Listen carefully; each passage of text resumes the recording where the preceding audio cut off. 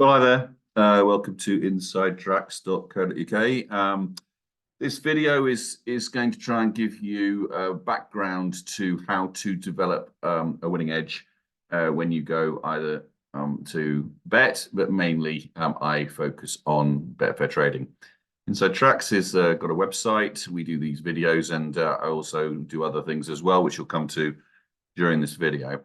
So I'm trying to get this video down to about 10 minutes or so, no more. There are 5 steps, in my opinion, which you will need to follow, and do follow them because if you do, you are very likely to get more of an edge than those who don't. And after all, when you're Betfair trading, it's you against others. That is what the competition is about. So let's get straight into looking at what step 1 of 5 is. And step 1 of 5 is know your horses for courses. Old saying, yeah, everybody knows the saying horses for courses, but I think if you think to your own circumstances, I have 2 dogs. We have a circular walk that I take them round. And of course, on a circular walk, you've got a choice, haven't you? You can go clockwise or anti-clockwise.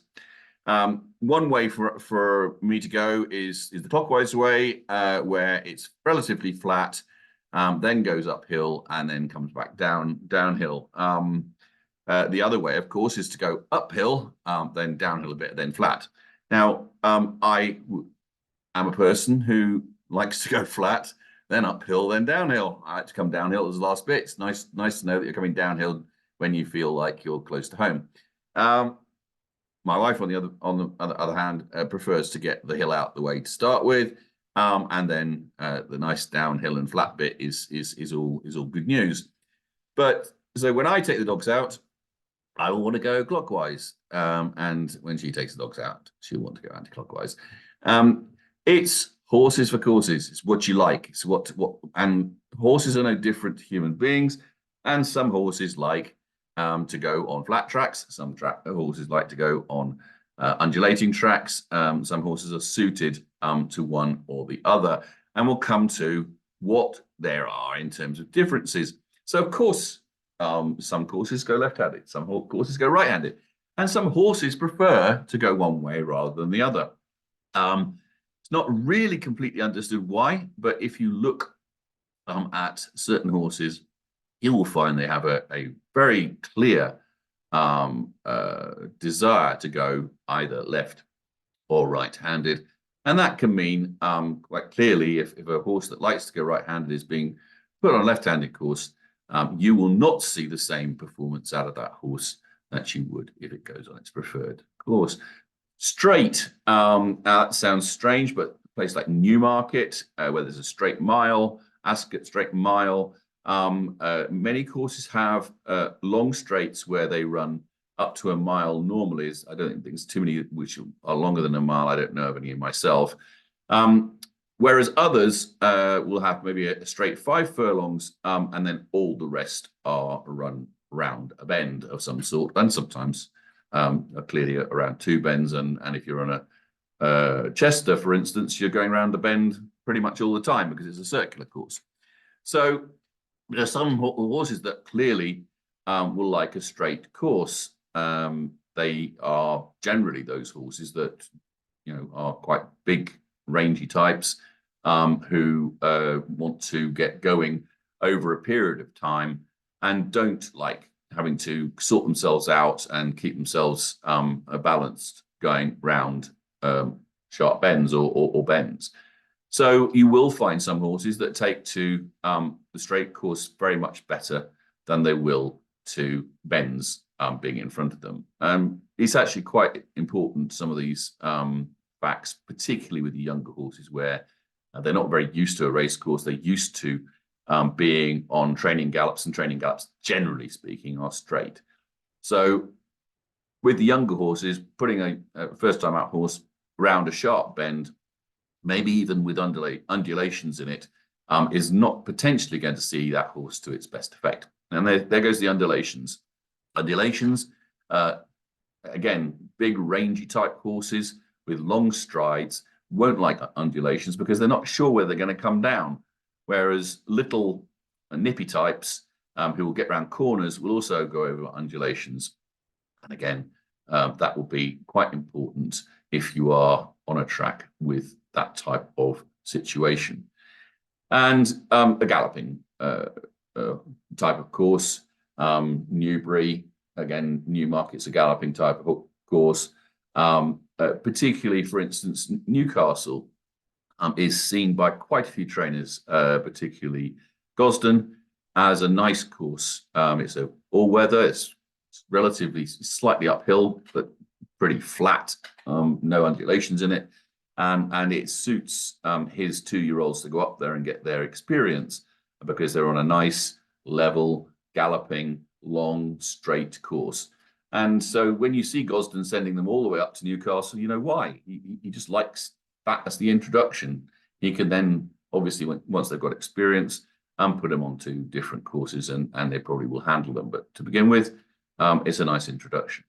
So horses for courses, absolutely. It stands out as a saying, and it stands out in what you will want to look at when you're doing your research into the horses.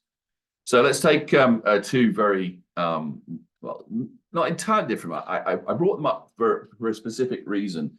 The other day, I put out a horse who had basically run on the 6 furlongs at Ripon. Ripon is quite nice, flats, like downhill, pretty open course. So there's little draw bias in Ripon. Over 6 furlongs, it's straight. There's few, 1 or 2, but not many undulations in it. And it's a very fair course. So this horse that was running, big rangy filly who had only run once, she came out and got slightly unbalanced when the undulations were there, but basically, and she went backwards a bit and got unbalanced, but then absolutely came through. Last couple of furlongs, beautiful big striding filly, and won the race relatively easily. So next race, she comes to Catterick. Now Catterick is over the 6 furlongs here, is coming down the hill.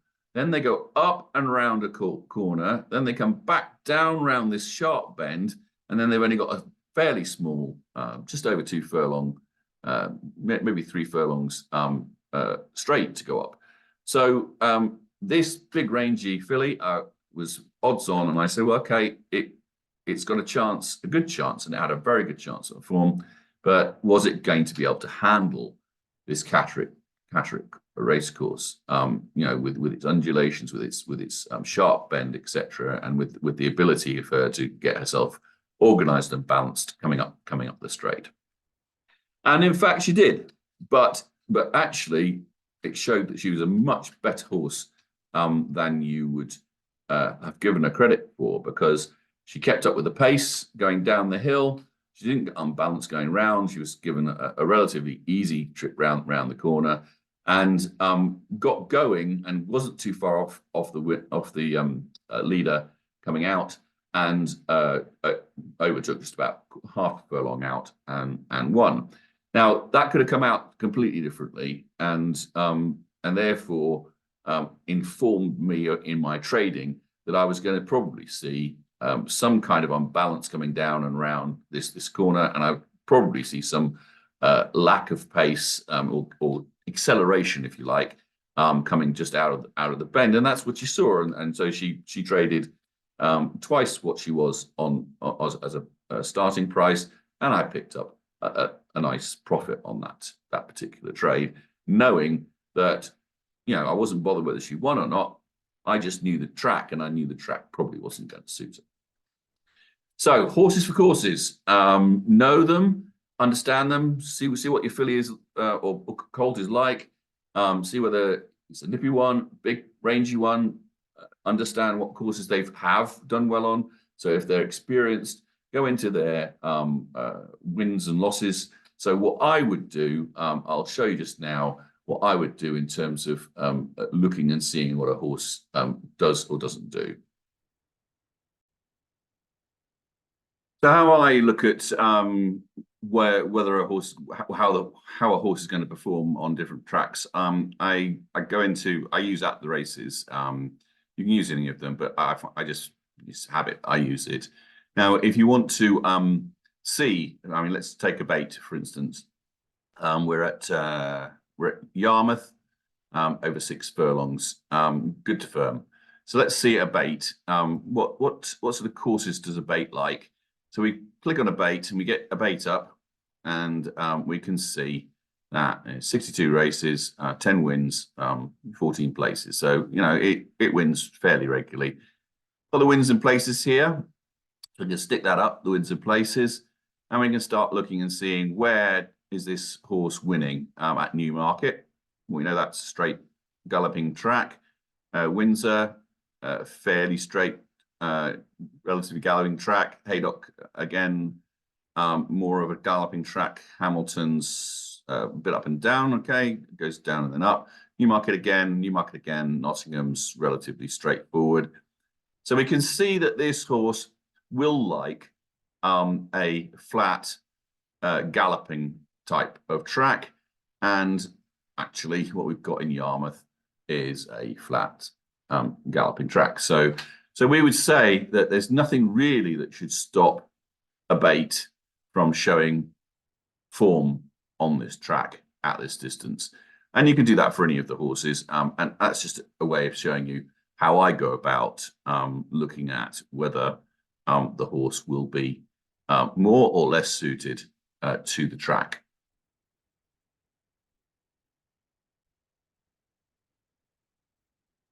So if a horse is suited by the track, there'll be obviously things to add to that in terms of how the courses run, the going, etc., the class, etc., etc. But really, all I'm trying to look at the moment is if you're sending a horse that is a big, rangy type to somewhere like Newcastle or Newmarket or Newbury, one of the tracks where there's straight and galloping conditions, then you know that you're going to probably get the best running out of that horse, as opposed to sending it somewhere where it's nippy and trappy and they're going around sharp bends and up and down undulations. So that's really the step one. I'll be doing step two in the next few days, so look out for that.